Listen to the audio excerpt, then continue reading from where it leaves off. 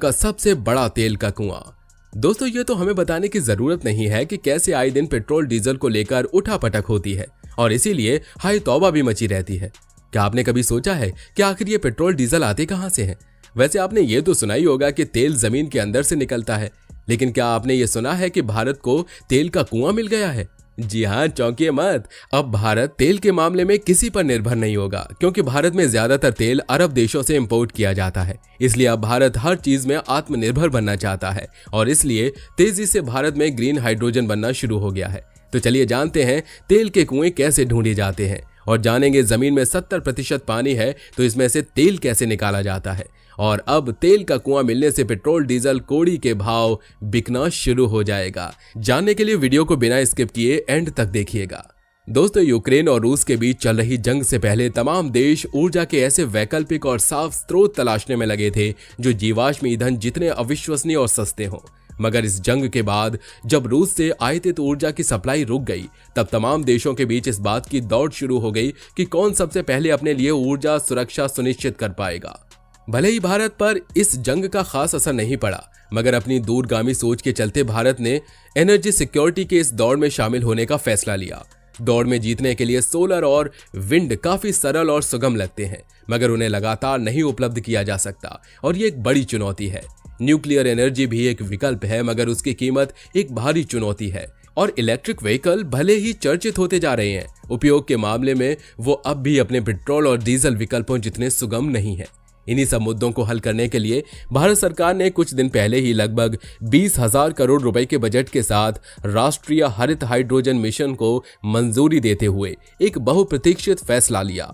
इस मिशन का उद्देश्य हाइड्रोजन के उत्पादन में घरेलू क्षमताओं का विकास करना है। ये एक ऐसा तत्व है जो वैसे तो प्रकृति में आसानी से उपलब्ध है, लेकिन अपने शुद्ध और मौलिक रूप में शायद ही कभी पाया जाता है।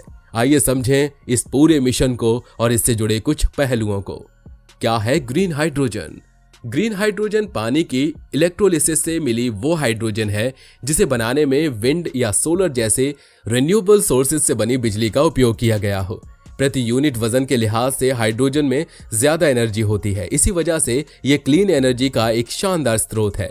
इसकी यही खूबी इसे ट्रांसपोर्ट, फर्टिलाइजर और स्टील उत्पादन जैसे ऊर्जा गहन उद्योगों में उपयोगी बनाती है। ग्रीन हाइड्रोजन ही क्यों?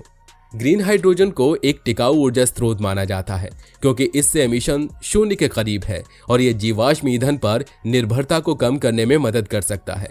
दुनिया के कई देश अपनी ऊर्जा सुरक्षा बढ़ाने और कार्बन एमिशन को कम करने के साधन के रूप में ग्रीन हाइड्रोजन क्षमता विकसित करने के लिए कोशिश कर रहे हैं। ग्रीन हाइड्रोजन में निवेश को बढ़ावा देने के लिए क्या है भारत की नीति? भारत सरकार ने ग्रीन हाइड्रोजन और इलेक्ट्रोलाइजर के विकास का समर्थन करने के लिए 19,744 करोड़ रुपए के बजट की घोषणा की, जिसमें 17,490 करोड़ रुपए उत्पादन से जुड़ी प्रोत्साहन योजनाओं के माध्यम से प्रोत्साहन स्कीमों के रूप में और 1,466 करोड़ रुपए पायलट प्रोजेक्ट्स के लिए चिन्हित किए गए हैं। इसके साथ ही अनुसंधान और विकास के लिए 400 करोड़ रुपए और अन्य मिशन घटकों के लिए 388 करोड़ रुपए आवंटित किए गए हैं। नवीन और नवीकरण ऊर्जा मंत्रालय इन कार्यक्रमों के कार्यान्वयन के लिए दिशा निर्देश विकसित करेगा। सरकार ग्रीन हाइड्रोजन उत्पादन में निवेश को प्रोत्साहित करने के लिए छोटी अवधि के लिए इलेक्ट्रोलाइजर पर आयात शुल्क माफ करने पर भी विचार कर रही है। भारत सरकार ने बीते 4 जनवरी को 2030 तक 50 lakh ton green hydrogen production का टारगेट तय किया है। इसके लिए 19,744 करोड़ रुपए की मंजूरी भी मिल गई है। इससे वाराणसी और आसपास के क्षेत्रों में ग्रीन हाइड्रोजन की इंडस्ट्री लगने की उम्मीदों को बल मिलने लगा है। वहीं वैज्ञानिकों ने बताया है कि कैसे हम अगले 7 साल में इस 50 लाख टन हाइड्रोजन उत्पादन के टारगेट को अचीव कर सकते हैं। साथ ही हाइड्रोजन एनर्जी से पब्लिक के लिए कितना किफायती होने जा रहा है। सबसे पहले बात करते हैं पब्लिक के लिए सबसे बड़ी सुविधा क्या होगी। IIT BHU के हाइड्रोजन वैज्ञानिक डॉक्टर प्रीतम सिंह का दावा है कि 1 लीटर पेट्रोल के बराबर एनर्जी का ग्रीन हाइड्रोजन 25 रुपए कम में ही मिल जाएगा। उन्होंने मिर्जापुर के सातेशगढ़ में बीजल ग्रीन एनर्जी नाम से यह पायलट प्लांट बनाया है। डॉक्टर सिंह ने कहा है कि 1 लीटर पेट्रोल 105 रुपए में मिलता है। इसमें 3.54 मेगा जूल एनर्जी मिलती है।